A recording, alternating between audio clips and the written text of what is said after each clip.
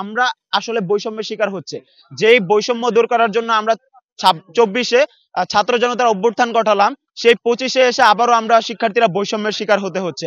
আমরা চাই আমাদের সাথে যে বৈষম্য হচ্ছে তার নিরসন করে অতি দ্রুত বাংলাদেশ ডিজিটাল ইউনিভার্সিটি নামে নামকরণ অতি দ্রুত বাস্তবায়ন করা হোক।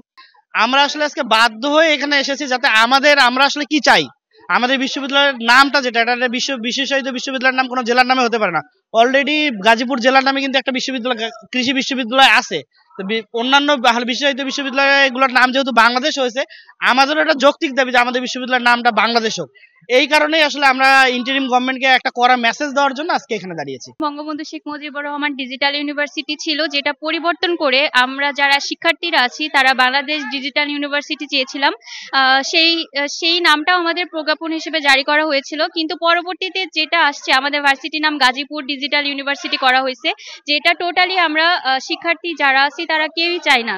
তো আমরা এতদিন আন্দোলন করেছি খুবই সুষ্ঠুভাবে, এবং আমরা কোনো জন দুর্ভোগ সৃষ্টি করতে চাইনি, যার কারণে আমরা আমাদের ক্যাম্পাসে অবস্থান করেছিলাম। কিন্তু যখন দেখলাম যে আমাদের এতদিনের আন্দোলনের কোনো পজিটিভ প্রভাব আসতেছে না, কোনো পজিটিভ উত্তর আসতেছে না, সেই জন্য আমরা এত কঠোর একটা আন্দোলনের দিকে ধাবিত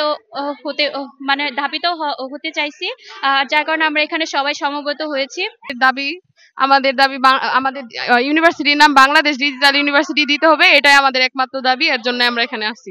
একটা বিশেষায়িত বিশ্ববিদ্যালয়ের নাম কখনো জেলার নামে সীমাবদ্ধ হইতে পারে না। যখন প্রথমে বলা হয়েছিল বাংলাদেশ ডিজিটাল ইউনিভার্সিটি, তাহলে কেন গাজীপুর নামে প্রজ্ঞাপন জারি করা হলো? 13 ফেব্রুয়ারি থেকে আমাদের একাডেমিক এবং অ্যাডমিন কার্যক্রম সকলেই অফ আছে। আমরা দ্রুত ক্লাসে ফিরে যেতে চাই এবং আমাদের যে নামটা আছে বাংলাদেশ ডিজিটাল ইউনিভার্সিটি বাস্তবায়ন হলে আমরা সকলেই ক্লাসে ফিরে যেতে চাই।